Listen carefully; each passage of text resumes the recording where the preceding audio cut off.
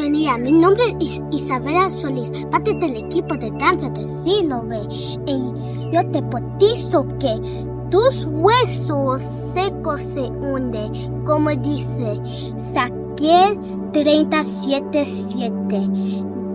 Dice, tal y como me ordenó, bautizaba.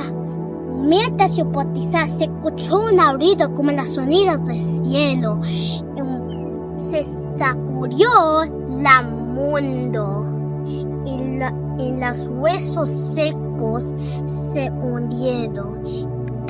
Y yo te invito a la Congreso de Danza. Dios te bendiga.